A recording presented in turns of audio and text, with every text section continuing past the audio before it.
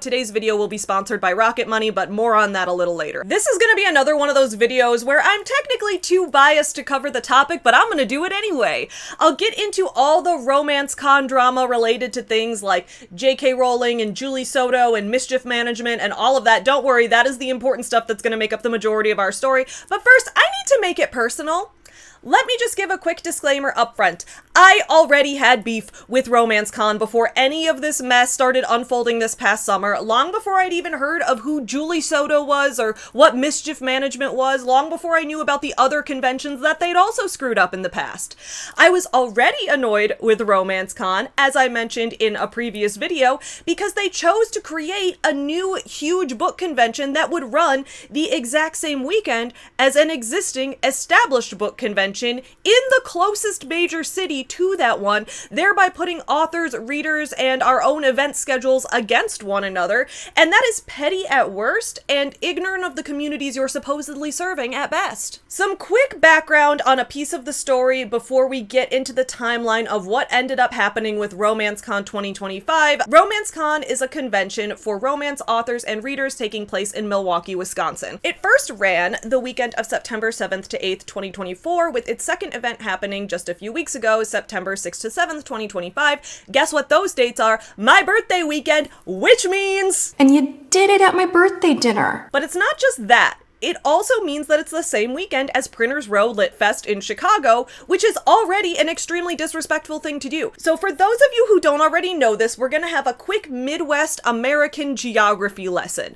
Chicago is probably the largest major city in the Midwest. That's where I live. Now, just north of Chicago, we have another major Midwestern city called Milwaukee. It's the only major American city to have ever elected 3 socialist mayors. Does this guy know how to party or what? A lot of people who aren't from the Midwest actually don't know this, but Milwaukee and Chicago are neighbors. In fact, if you live on the north side of Chicago, there's a decent chance that you could get to Milwaukee faster than you could get to the south side of Chicago. That's how close they are, and that's how massive Chicago is. I've been to the Baird Center, the place where Romance Con was held. I went there back in March for Adepticon. I went on a whim. I took a quick train ride from Chicago up to Milwaukee, did all the convention stuff, and got back home that very afternoon. The travel time was barely even a blip on my radar. Or here, all right, let me make this super simple. Printers Row Lit Fest in Chicago is held right by Dearborn Station. It's an outdoor street festival, so it isn't just in one building, so let's have Dearborn Station be our landmark, because that's where my table was stationed right next to. To get from Dearborn Station to the Baird Center in Milwaukee, it would take you 2 hours. That's of driving. It is a 2-hour drive, which again is roughly the amount of time it takes to drive from the northeast side of Chicago to the southwest side of Chicago. City traffic is a bitch. This is why I don't drive. Also because I prefer trains because I'm autistic.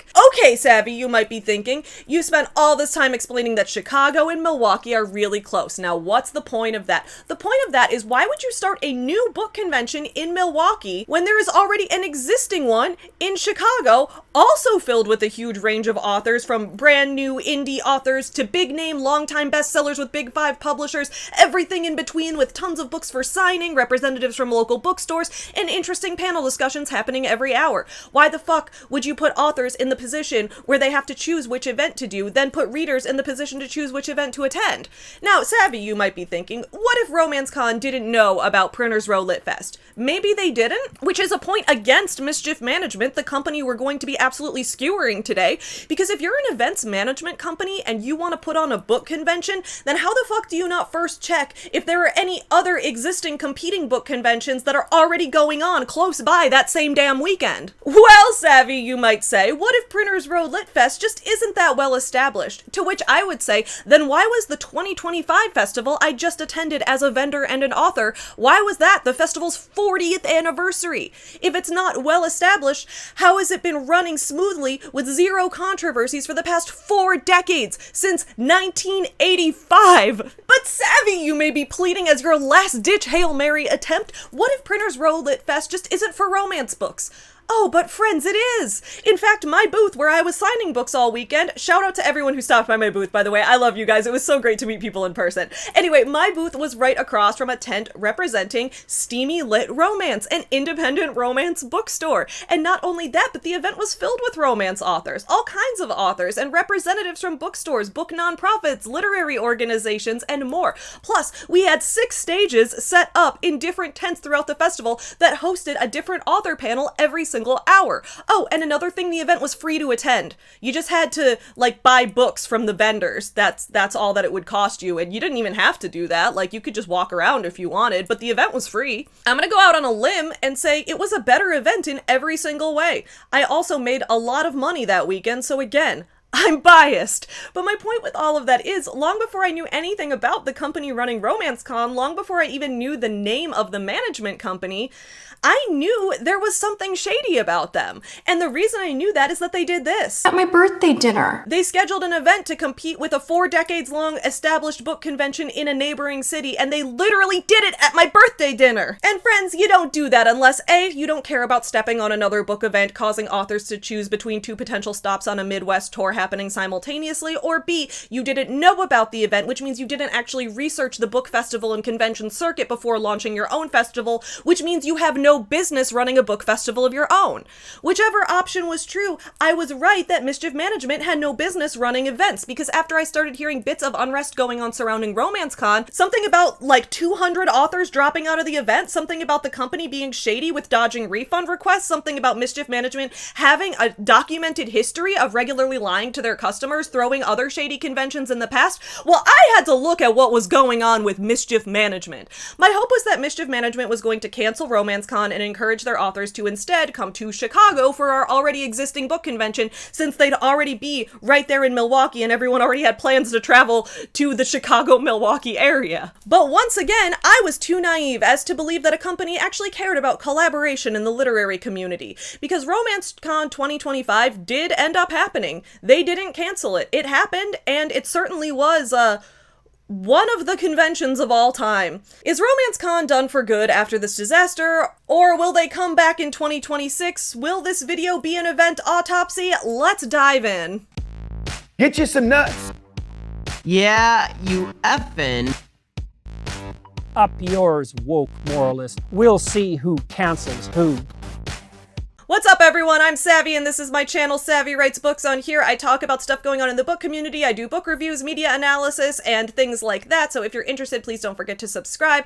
Also, a shout out to my Patreon supporters whose names are up on the screen. Take a look in my description below if you want to see my top-tier Patreon supporters who are able to link their own small businesses, their own art, their own causes they support. They are awesome, and I really, really appreciate you guys. Now, before we break down the details of everything that we're going to be discussing today, real quick, I need to give a shout out to today's sponsor, Rocket Money.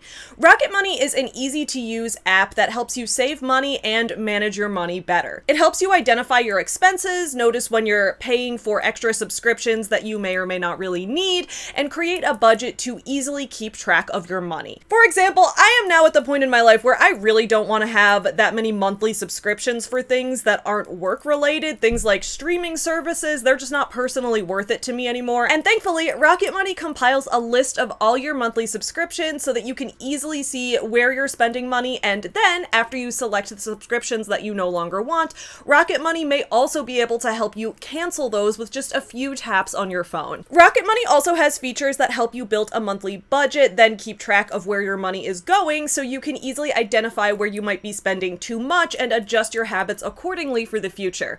If you're interested in trying out Rocket Money for yourself, head to the link in my description below, rocketmoney.com/savvy, to give Rocket Money a try for free. Rocket Money also has a premium version, and when customers use all premium features, Rocket Money reports that customers save up to $740 a year. So if that sounds like something that you'd be interested in learning more about, go to rocketmoney.com/savvy to check it out. Now let's get back into our discussion. So where did it all start? We could say that it first began in October of 2023 when Mischief Management put on an absolute train wreck of an event known as Obsessed Fest, a cutesy true crime convention center meant to give real people's murders the aesthetic of a mimosa brunch, but we'll get to that later. We could also say that it first began in 2020 when J.K. Rowling posted a gross TERF manifesto on Twitter, after which Mischief Management continued to host Harry Potter branded events for the following 4 years, all while claiming that J.K. Rowling totally wasn't profiting from them, but the audience being like, wait, that might be a lie though, because she's very protective of her IP, which you're literally using in all of your official paid merchandise. We're gonna talk about that too. But for the sake of keeping this as streamlined as possible, let's say that it all began on July 2nd, 2025, a few months ago, when an author named Julie Soto released a book called Rose in Chains, which is...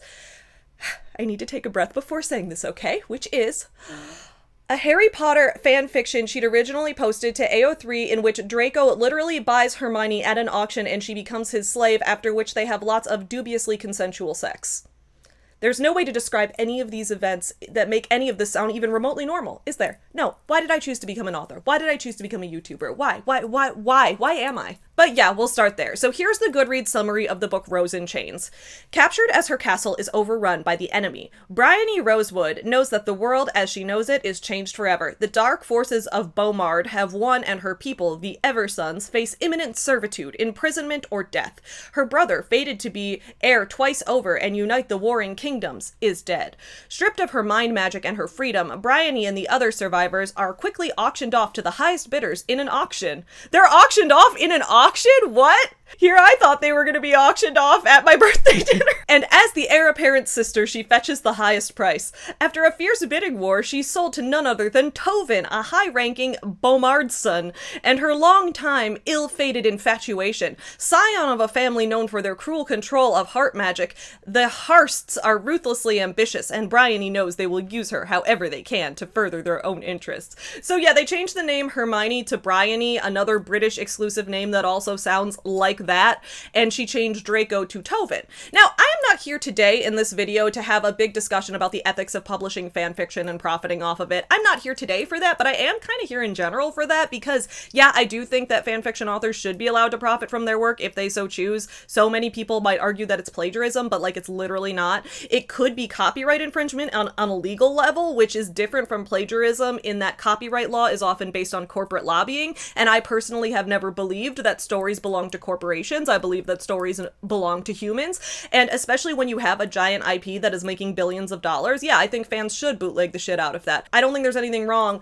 with writing your own independent story that is not like just literally copying their story. It's your own transformative, your own thing, and then you change the names of the characters and you change bits of the world to make it your own. That's just taking inspiration. I have no issue with that, but I could be totally wrong. Like, I'm open to hearing other perspectives as well. But anyway, that's just like an entirely different can of worms to open up. We just don't have time today. Regardless of your thoughts on repurposing fanfiction to become standalone novels in general, there was a clear issue with Julie Soto's work. I mean, first of all, there's the whole idea that Hermione is literally being enslaved by Draco, like she's owned by him, and yeah, you could make the argument that as long as it's not being marketed to minors, adults can choose whether they want to engage with that type of material. Like, I'm not here to kink shame if that's what they like and it's very clear what they're getting into and they've consented to it, like, that's not my circus. Like, the material makes me personally nauseous, but I am not the book police, okay? The issue is, once again, that we know that J.K. Rowling is very protective of her intellectual property. Whenever something Harry Potter related releases, she makes money off of it. Now, some people have made the argument that, like, what if J.K. Rowling isn't profiting off of this? What if this author was well known for writing Dramini fanfic online, and then she marketed this book to her audience from AO3, and then they made the book popular without any official ties to Harry Potter? No, that's not actually what's happening here, because Julie Soto was all over the damn internet using official Harry Potter shit in her marketing for this book. So readers would be like, well, okay, J.K. Rowling is probably profiting off of this then, right? Like, or even if she isn't now, then at any moment she could take you to court and receive financial compensation for the fact that you're using her IP to market your work. Now, unfortunately, we're gonna have to take another step back here before we can continue. There are a lot of people who read books as a fun little hobby, but never discuss them online or read any discussions about books online or are engaged with overall literary community discourse. And as a result, there are still legitimately lots of people in the world who don't know the stuff that's been going on with J.K. Rowling. I learned this from talking to my neighbors. Talk to your neighbors, friends, okay? If you spend too much time online, it's so easy to assume that everybody already knows the same things you know. So for those of you who don't know the backstory, let's give a quick little summary. In 2020, J.K. Rowling, the author of Harry Potter, owner of the entire Harry Potter IP, multi-billionaire, she posted a long manifesto on Twitter about why she believes in the separation of transgender women from cisgender women, or as she likes to call us, quote-unquote, biological women. At the time, a lot of people tried to better educate her on the topic of transgender rights, which she promptly ignored. She then started cozying up with far right-wing lunatics like Matt Walsh, whose mission it is to end the entire LGBTQ community. And while this was going on, J.K. Rowling was spending all day tweeting about trans people so much that even Elon Musk was like, girl, we get it. Just this year in 2025, she launched the J.K. Rowling Women's Fund, which according to its website is a legal fighting fund for women protecting their sex-based rights. I'm not sure what sex-based rights is supposed to mean in practice. Many people would say it means if you have a vagina, you count as a woman according to J.K. Rowling, except that's also not true. Like, that's still too broad for her, because last year during the Olympics, she started a conspiracy theory that a female Algerian boxer was transgender despite her having a vagina since birth and being a cisgender woman. So basically, to J.K. Rowling, sex-based rights means that she's the only one who gets to decide if you're a woman or not, and rightfully, that makes a lot of women, trans women and cis women alike, feel very unsafe in her presence. So now people are boycotting all Harry Potter stuff, and for good reason. The more money J.K. Rowling makes, the more money she can put into this fund. So like, new Harry Potter video game comes out, nope, don't buy it. New TV show is in the works, don't watch it. Most people who care about LGBTQ rights are saying that, no, do not engage with the Harry Potter IP in any way, because J.K. Rowling has threatened to straight up use those profits to hunt trans women for sport. And if a few cis women that J.K. Rowling doesn't like get abused as collateral damage, that's fine with her too. I know a lot of people talk about this idea of, can we separate the art from the artist, as this philosophical question, and it's not one that has a definitive easy answer, but I do think it's important to point out why J.K. Rowling's case is unique. I saw this Tumblr post from the user Jester Nonconforming that laid it out really well, so I'm gonna read that to you. People still tend to lump in J.K. Rowling with the category of problematic artists, and I need everyone to understand that is not the problem with her. She is not comparable to anyone who wrote a piece of fiction you hate or someone who made rude comments in 2015 and has since learned better. She is far more like Elon Musk. She is a radicalized person with an extreme amount of social and financial power, and for years, she has been using that power to try to influence her government into hurting vulnerable people on purpose, and she has succeeded. That is the problem with her, and that is why spending money on her books is so dangerous, not because her books aged badly. Critiquing her work is fine, of course. I personally was never a fan, so I don't care, but you need to understand that fiction is not the main issue here, and I truly think acting like she's the same as the rest of the giant list of problematic creators of the week waters down how dangerous she is. We also can't ignore the fact that J.K. Rowling already is using her wealth to influence UK law.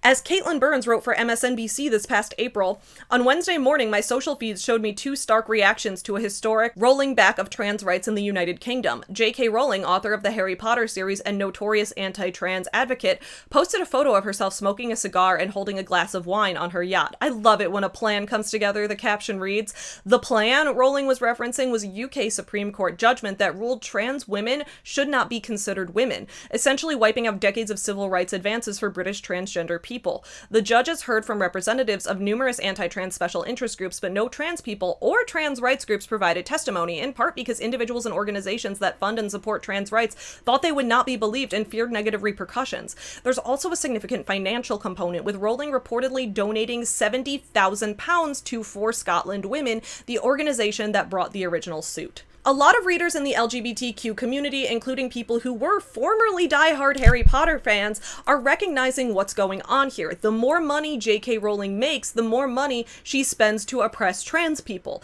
And in the capitalist hellscape where we currently reside, all we can do is vote with our dollar. So now we're back to July 2025 when author Julie Soto publishes a book that began as a Harry Potter fanfic. There were a couple issues at play here. First, as a lot of readers pointed out, the fact that in the original Harry Potter books, Hermione is discriminated against for having Muggle parents makes her part of a marginalized group. So for her to become enslaved in a book where she falls in love with her captor and that's played off as being sexy, that sends a pretty weird message, okay? Second, a lot of readers also wondered if it was possible that J.K. Rowling was profiting off of this book's publication. While Julie Soto herself has said in the past that she doesn't support J.K. Rowling's views and she wants to reclaim the Harry Potter space as something for the fans, not for J.K. Rowling, well, the fact is J.K. Rowling still is protective of her IP, and people were rightfully wondering, is there going to be some way she can profit from this? And even if she isn't profiting from it now, can she eventually sue Julie Soto? Can she eventually make money off of this in court? We don't know. Third, the marketing of this book was all about Harry Potter. But if Julie Soto really intended for this book to be its own thing, completely separate from the Harry Potter universe, why was she marketing it as a Dramini fic?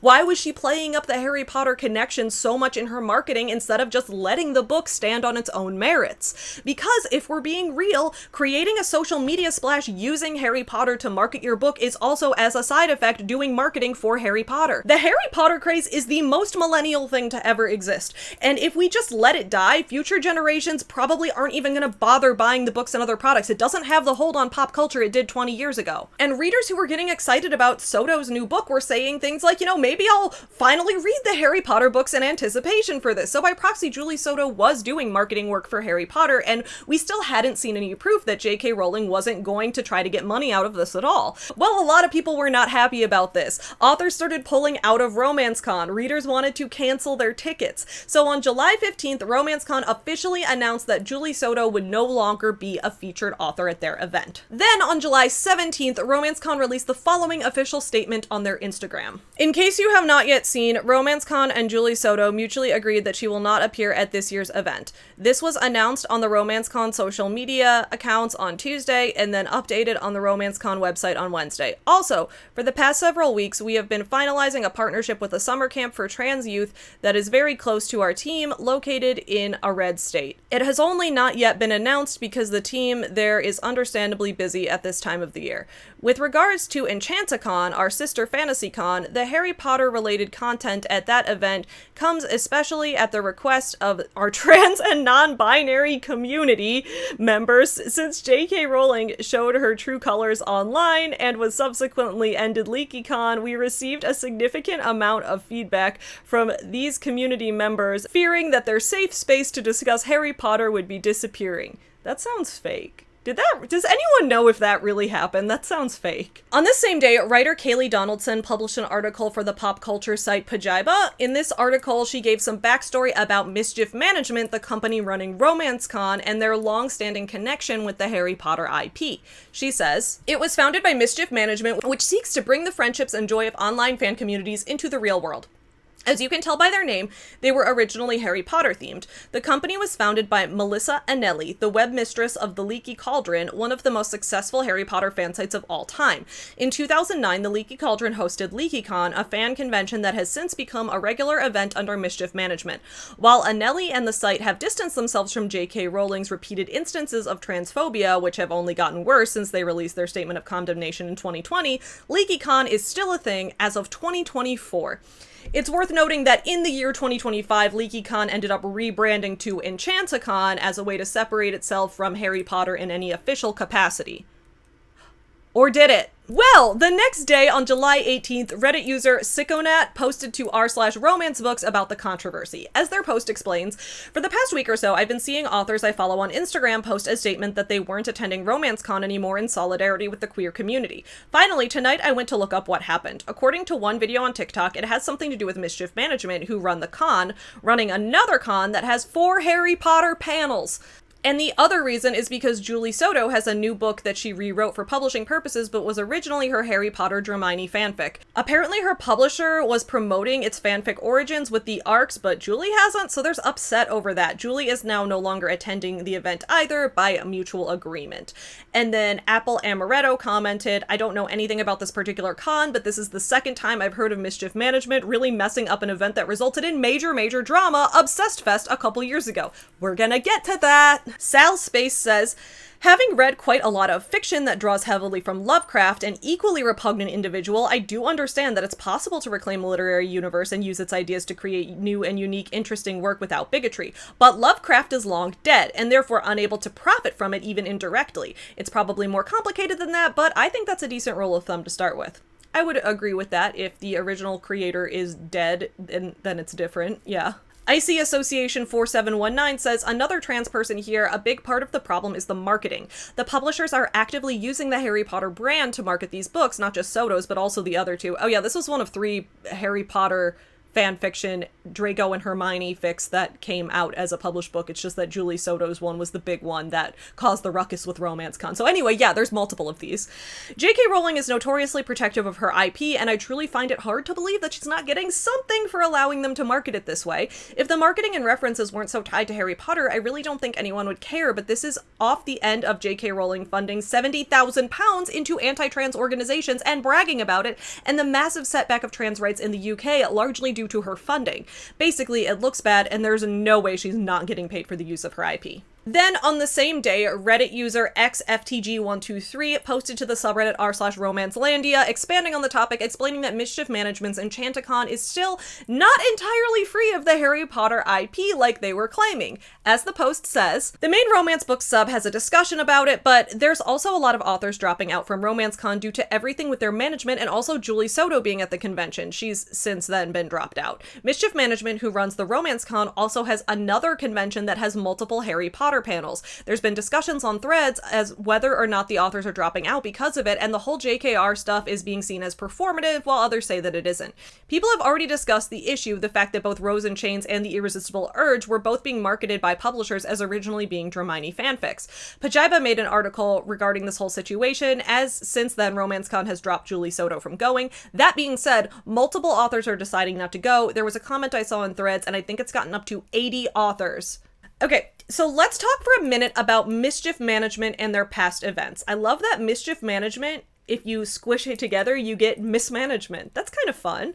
To stick with the Harry Potter topic for a second, yes, they did rebrand LeakyCon to Enchanticon, but they still hadn't separated it from containing official Harry Potter branded stuff. Threads user Gezeitenspin, I'm not sure if I'm pronouncing that right, archived some screenshots of their scheduling, which shows that the event included things like Dumbledore's Army of Friends, speed date your next BFF, Potterless Live, and translating Harry Potter around the world. While Mischief Management was no longer hosting Julie Soto at RomanceCon, they still were hosting other Harry Potter events, meaning that their decision to part ways with Julie Soto seemed to be more because of fan backlash than because of any actual moral objections to J.K. Rowling. And let's keep in mind that while Enchanticon preceded RomanceCon 2025, it still wasn't Mischief Management's first major controversy. They actually had a huge controversy back in 2023 after how poorly they handled Obsessed Fest, a true crime convention. Okay, so first of all, I want to say no offense to the people who enjoy true crime content because it helps you feel educated about the worst of humanity and you feel like you can better protect yourself and it gives you some level of safety, okay? Having a cutesy true crime convention is weird. It's weird to have a convention with panels and games and performances and fun times that all center on content depicting real people's assaults and murders. And the event itself ended up turning violent, which Mischief Management did not handle well. The YouTuber Austin Green did an excellent breakdown of Obsessed Fest and all its controversy, so I'm gonna link that video below, but here are just a couple highlights so you can see what I'm talking about. We start to see some missteps from Mischief Management, who, as a reminder, was revealed to be run by the same woman that planned Jillian Pensavale's wedding, Melissa Anelli. And Melissa, after kicking out Ellen and Joey for no reason, posted this on October 23rd to the Mischief Management Instagram page, detailing what happened over the weekend. Why the hell is the management company Instagram jumping in on the drama like this? Trying to equate Joey asking basic questions to Tara verbally assaulting Ellen in the elevator is ridiculous. And they really have to stretch their words to make Joey sound like he's in the wrong by saying he confronted our staff and strenuously insisted. I really don't know how this management company can claim they didn't remove anybody when they just admitted in the same post that they forced Joey and Ellen to host their meet and greet outside. And you can tell just how in the right Melissa Anelli is when she posted this by the fact that all the comments are turned off. After this, I don't have time to go through everything Melissa was saying, but I'll give you the summary. Someone named Rabia Qadri on Facebook saw the Mischief Management Instagram post and posted on their own Facebook saying, "Holy deception and gaslighting." All of this went down. On October 24th, people noticed that the Obsessed Fest code of conduct that was linked to the Mischief Management website was deleted, with an updated code being posted 2 days later. with an added paragraph about how all event participants had to follow the instructions of Mischief Management staff. And even more strangely, the liability section was changed from a cosplay weapons policy to one that frees Mischief Management from all risk-related claims. So Mischief Management already had a reputation for being sus in terms of the types of events they hosted and the ways that they handled controversy at those events. As more authors began to expose Mischief Management's horrible past behavior, more authors began dropping out of RomanceCon. And then on July 20th, Mischief Management announced that it would no longer be hosting RomanceCon. All right, good thing, yeah? I mean, this event seemed like it was going to be a mess. It's probably best at this point to just cancel the event, refund the authors who paid for the table space, refund the guests who bought tickets, and do some introspection. Actually, if you want to show you truly care about the literary community, you could cancel this event, refund everyone, and then shout out Printers Row Lit Fest in Chicago, you know, the other literature festival that's already happening the exact same weekend in the closest major city. Just send everyone there instead. Maybe you could even strike up a partnership. Wow, well, at least I'm glad that's over with. Oh wait, what's that? Mischief Management would no longer be hosting RomanceCon, but they didn't actually cancel the event? RomanceCon was still gonna happen? Really? So yeah, they didn't cancel RomanceCon. They, the management company in charge, just stepped away from it. They made a huge mess and then handed it off to someone else to try to put the pieces back together. On July 22nd, 2025, booktuber Jess Owens covered the situation. Well, I'm assuming that if you're an author and you were going to this event and now you're pulling out, that you were just losing that money. I don't know if they can write it off or something like that. So at this point, today is Monday, July 21st, I thought that, or I waited because this kept unfolding, like every day there was something new. So as of today, when I just went on Threads, it says that over 175 authors have pulled out of RomanceCon. So I think someone said, because I don't have the official number, that's like 75% of the authors that were going. And readers, people who were going, keep messaging or threading, tweeting at RomanceCon about refunds. But a lot of people said that when you bought your ticket, it was stated that it's non-refundable. So yesterday they said, readers, we have heard you.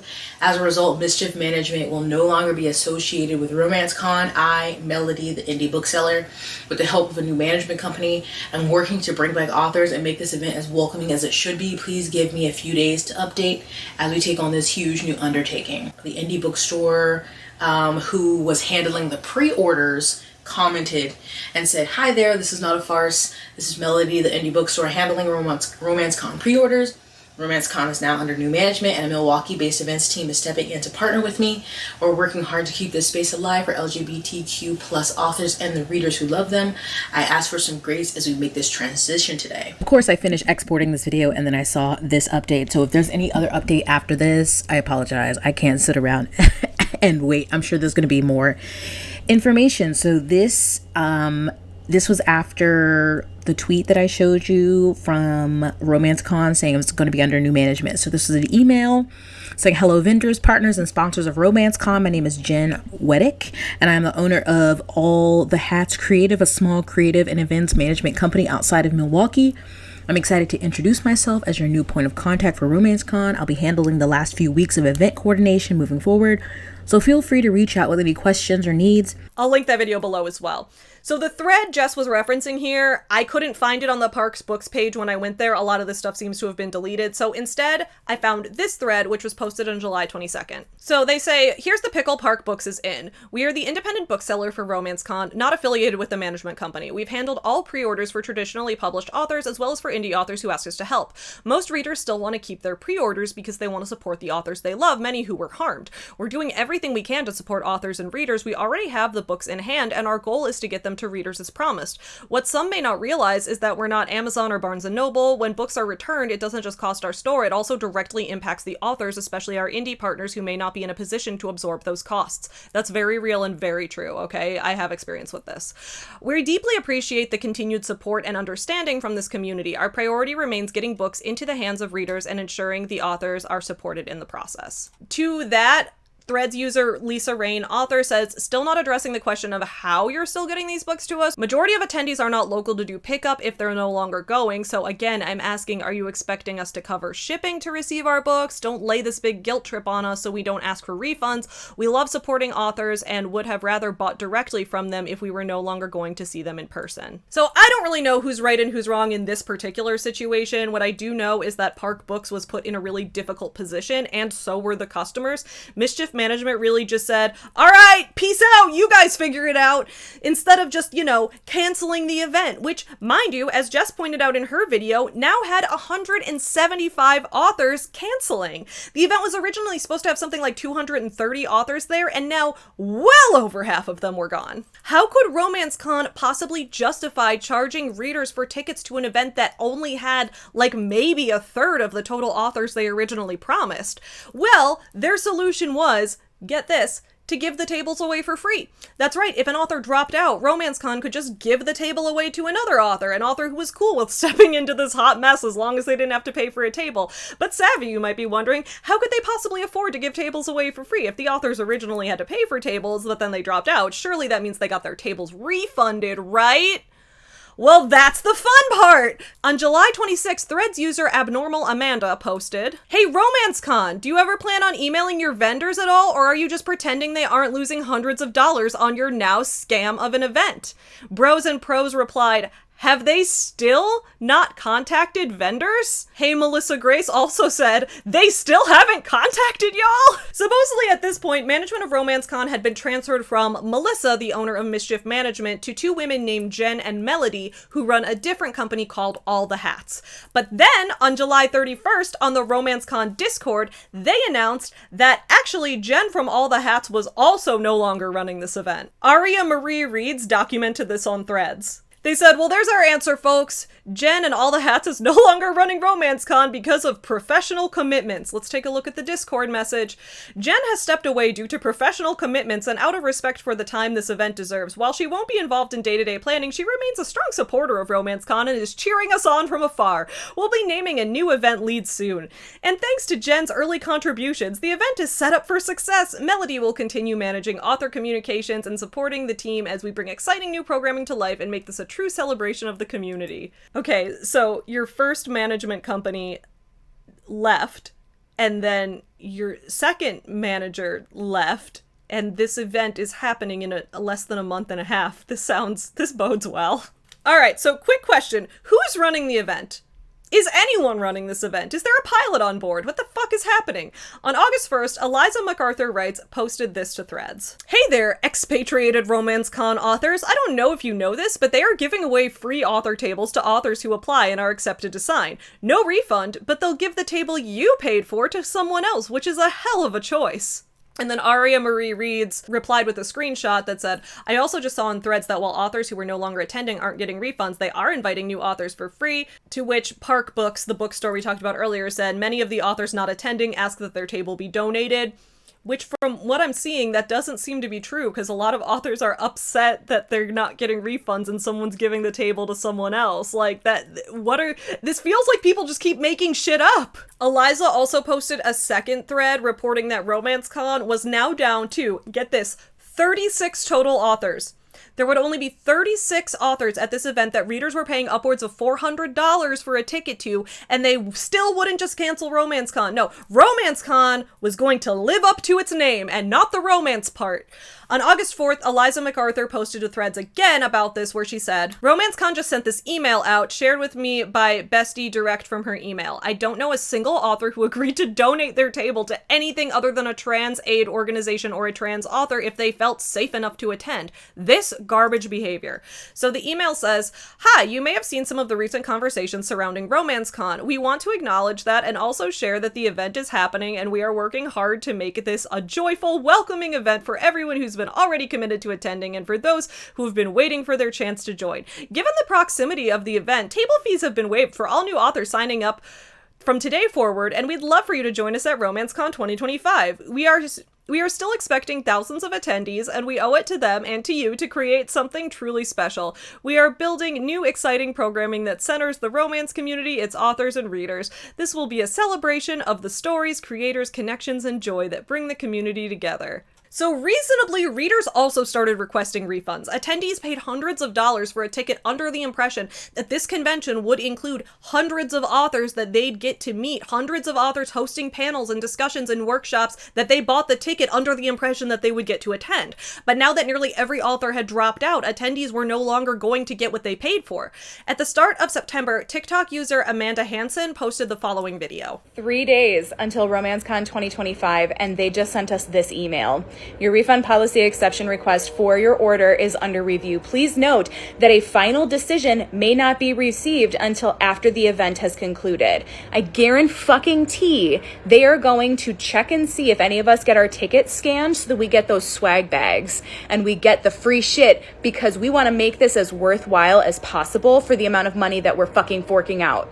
And then they're going to come and say, oh, well, your ticket was scanned, so we're not giving you a refund. And this, we appreciate your patience. Bitch, I ran out of patience about a month and fucking half ago. This is a fucking joke at this point. So attendees couldn't even count on refunds. They paid for something that now won't be delivered, but RomanceCon is just gonna keep the money anyway. Sounds like half of the book conventions we've had this year, to be honest. But not Printers Row Lit Fest Chicago. That one went on exactly as planned. Funny how that happens. I will say, I want to give a quick disclaimer. I know I keep talking about Chicago, but I know that most authors are operating on a really tight budget, and if they already had a hotel booked in Milwaukee, then it might be super hard to lug all of their stuff to any other city, even if it's a close one, especially if it was like their hotel was right there next to the convention center or something. I get that adds a whole other set of hurdles into the situation. So a bunch of authors ended up getting together that weekend to host an alternative to RomanceCon, which they called the Meet Me on North Book Crawl, an event where they signed books at bookstores throughout Milwaukee. And from what I heard, a lot of readers who went to that event enjoyed it and said it was great. So while I am biased in favor of saying, come to Chicago, we already have a book festival here, the truth is, by the time this all fell apart, our festival in Chicago was already full. It was already all booked up. So I'm glad that these authors did still find ways to connect with their readers, sell some books, and make the best out of an absolutely shitty situation that was no fault of their own. So we know that this alternative bookstore crawl went very well, thankfully, but what about RomanceCon itself? It's a couple weeks past September 6th now when the event took place, so what happened? On TikTok, writer Michaela documented her time attending the event, and, well, it looked about how you'd expect. My friends and I went to RomanceCon on Saturday and did everything in under an hour. This is how it went. For the record, I will say that we heard when we got there that Friday had much more people there than on Saturday, but our passes were only for Saturday, so that's when we went. When we got to the Baird Center, we scanned our tickets and got our badges, which were a literal piece of printer paper and then one of those shitty lanyards that catches on everything, and the lanyard wasn't even branded. I heard a rumor that the actual badges were lost in transit or something, but I don't know how much I really believe any of that at this point. When we were writing our names, the volunteer told us that if we lose or rip our badges, there was a fee to replace it, which literally made us laugh.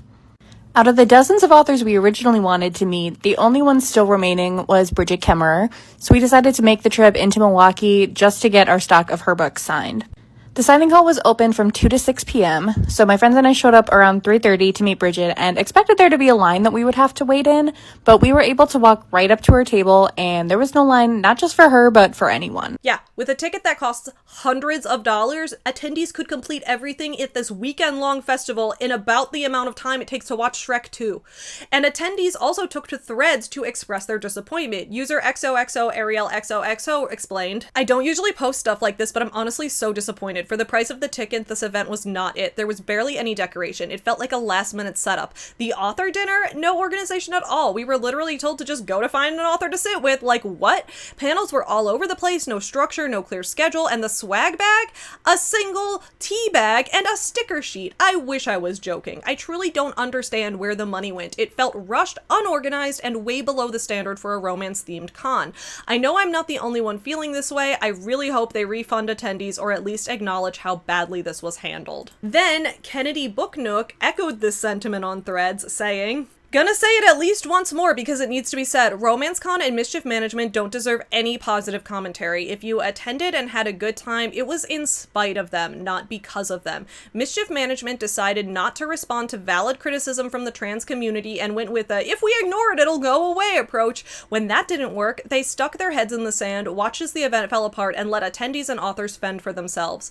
Two things can be true. You can have a good time in an event, and that event can be a failure, with management company being the responsible party at the same time. I will not judge people who enjoyed themselves. I will judge people who blame authors or readers for what the event ended up being. On Threads, user Night at Lyft, who is the same person as Amanda from TikTok that I showed earlier, the person who was trying to get a refund, also posted this. So RomanceCon, you're gonna fill us in on where all the money went? The Baird doesn't cost $350,000 to rent, cost of 2,100 general tickets sold. That doesn't include the vendor or author table fees you didn't refund. So where did all the money go? You surely didn't spend it on signage or decor. There wasn't a $350,000 balloon arch to be seen. The DJ didn't cost you $350,000. You had a cash bar, so you definitely didn't pay for that. Where did the money go? So, is RomanceCon dead? Is this video the official RomanceCon autopsy? I don't know. RomanceCon, at the time that I'm writing this script and filming this video, is currently taking applications for 2026 authors and vendors, so does that mean RomanceCon is still alive? I'd say RomanceCon is essentially Weekend at Bernie's at this point in terms of whether or not it's alive. I cannot imagine what would possibly bring this event back. Maybe if a new management company completely unaffiliated with Mischief Management tried to rebuild the event from the ground up, maybe they could salvage it, but with this branding after this event, it would take a lot for people to trust RomanceCon again. As of right now, when I'm filming this in mid-September, I can't find anyone saying that RomanceCon has successfully refunded them yet. I do see a lot of people on Threads discussing ways to dispute the charges on their credit cards, but no talk of giving actual refunds. And that made me wonder, remember the A Million Lives book festival that we covered back in May? That event was now more than 4 whole months ago. Refunds were supposed to happen within 90 days. It's been way more than 90 days, so I looked on Threads where, on September 4th, Alchemic Cosplay said, it is, checks calendar, September 4th, and Archer Fantasy Events, aka A Million Lives, has deactivated all social media accounts, and I'm guessing emails as well, since none of them go through anymore. Unfortunately, we have just accepted that we won't be seeing any type of financial compensation for the nearly $700 that we were out. I'm also seeing the same patterns with OUAC, I don't know that one, with them blocking and deleting. If any of these companies do anything in the future, stay as far away as you can. So I'm not sure I have any faith in anyone getting refunds for anything anymore, but I'm also curious what you guys think about this as well. I don't know why this year has been the year of book festivals just falling apart one after the next. It really is a shame because I love attending book festivals as an author. Hey everyone, Editing Savvy here. I wanted to insert just a little thing before we finish the video.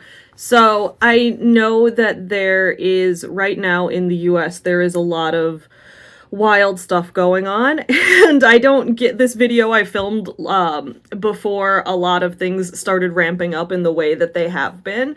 So I did want to let you guys know that right now I am conducting a fundraiser to try to, you know, help people who are dealing with some of the worst of what's happening right now. So if you go onto my merch site, savvywritesbooks.myshopify.com, I have a fundraiser going where I am donating 100% of the profits to the following charities. I'll let you guys know. But I had this post on Threads that like didn't go viral, but like it got like 5,000 likes, which for me on Threads, which I don't use Threads that much, that was a big deal for me. And it was me talking about how all of the different American Girl dolls would oppose what Trump and his regime, for lack of a better term, is doing right now. So because I've been drawing a lot lately and because I recently started learning to make stickers, I have made stickers with each of the American Girl dolls speaking out against what's going on. I'll put examples of them on the screen. And from now through the end of October, so from now through, you know, Halloween, last day of October, I'm going to be selling these on my website and donating 100% of the profits. And I'm going to split those profits 5 ways among the following charities. Those are Trans Lifeline, Planned Parenthood, World Central Kitchen for the fact that they are right now providing meals in Palestine while Palestinian people, including children, are actively being starved right now. So, and then also the Autistic Self-Advocacy Network, because if you've seen what's going on with how people are treating autism right now and the risk that autistic people are under, and then also the ACLU. So those 5 places, I'm going to donate 100% of the profits. I'm going to split it evenly 5 ways and donate to those. So, it's linked below. My fundraiser is linked there. These are the stickers. I'm selling the pack of all 6 of them for $20, or they're $5 each. And 100% of the profits, again, going to Trans Lifeline, Planned Parenthood, World Central Kitchen, Autistic Self-Advocacy Network, and the ACLU. So I'm gonna try to give as much of money out of my own pocket in addition as I can, and I can't wait to announce how much I'm able to do for that. But I wanted to try to help in a way that I can, and American Girl doll protest art seems to be my favorite way to do things. So, and if any of you guys are having a really hard time right now, reach out, because we all are, and I want to be there for people as much as I can. But we know that a lot of the people who are being targeted the worst right now, I mean, trans people are, and then of course there's the ongoing genocide in Palestine, which is a very immediate thing that needs immediate help. And then I was looking at how the ACLU is doing work to try to stop what's going on with ICE and the terror that they're causing in so many American cities. So anyway, that's what I'm doing. So I hope you guys are interested. Thanks.